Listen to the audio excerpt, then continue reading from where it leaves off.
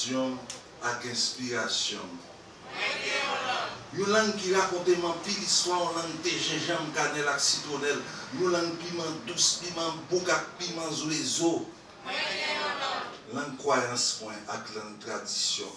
Langue ça son rapado, une tablette la colle. Li douce dans toute colle, li relé.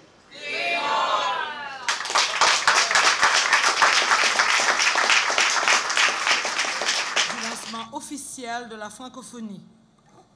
Le 20 mars, consacré Journée internationale de la francophonie, demeure une occasion particulière pour les pays membres de l'Organisation internationale de la francophonie de se rencontrer et resserrer les liens qui les unissent. L'événement est d'importance. Il réunit traditionnellement ministères, ambassades et consulats et tous les secteurs de la société civile concernés par l'évolution de la francophonie dans le monde. Il permet aux pays participants, à leurs ressortissants, de se remémorer leur cheminement rapproché dans l'histoire et de célébrer leur appartenance à la langue de Voltaire. Leur similitude culturelle et un partage d'idéaux semblables.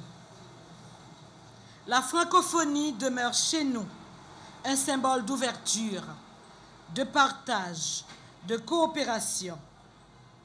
Nous sommes détenteurs d'un métissage culturel et linguistique, source inépuisable de richesse, d'inspiration inépuisable dans une véritable dynamique de connaissances mutuelles. À l'issue d'une longue guerre ayant conduit à l'indépendance, les pères fondateurs ont choisi librement de rédiger le premier document politique et littéraire de la nouvelle nation, notre acte d'indépendance, en français. Par ce geste combien explicite devant une population s'exprimant majoritairement en créole, ces combattants, sous la roulette du chef de la Révolution haïtienne, Jean-Jacques Dessalines, sont entrés dans l'histoire en adoptant, en dépit des divergences, la langue de la France. Le français est devenu dès lors une langue haïtienne. Le savoir de deux langues, disait Goethe, c'est être homme deux fois. Je partage cette pensée qui coïncide cette année avec le thème, le créole dans le français. Le thème national retenu pour célébrer la quinzaine de la francophonie cette année nous interpelle à plus d'un titre.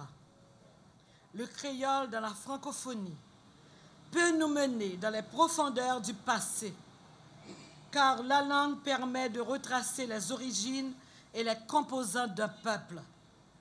La Suisse a présidé à Montreux le 13e sommet mondial de la francophonie, comme c'était dit en octobre 2010, sur le thème « Défis et visions d'avenir pour la francophonie », avant de passer le témoin à la République du Congo au 14e sommet qui s'est tenu à Kinshasa en octobre 2012.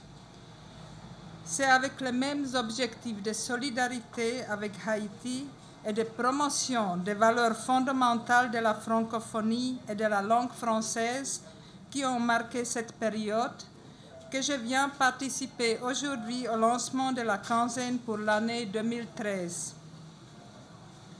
Le thème pour la célébration de la quinzaine de la francophonie, « Le français est une chance », est un thème que je partage parce que la défense de la langue française dans les rencontres et événements internationaux s'est toujours accompagnée de celle du multilinguisme. La francophonie s'est conçue et créée dès le départ comme un espace de promotion de la diversité, non seulement linguistique, mais aussi culturelle dans le respect et la tolérance. Cette quinzaine de la francophonie nous donne l'occasion de célébrer notre attachement, non seulement à la langue française et à la culture francophone, si riche et si diversifiée, mais aussi aux valeurs de paix, de démocratie, de respect des droits de la personne qui unissent les membres de l'Organisation internationale de la francophonie.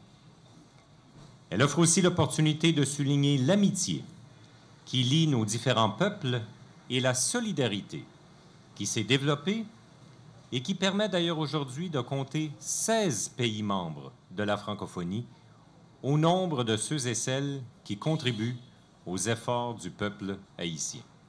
La défense de la francophonie est consubstantielle de la défense de toutes les langues vernaculaires, qui sont autant de lieux de savoir et de culture, ce qui constitue la diversité culturelle, à laquelle la France, vous le savez, est irréductiblement attachée.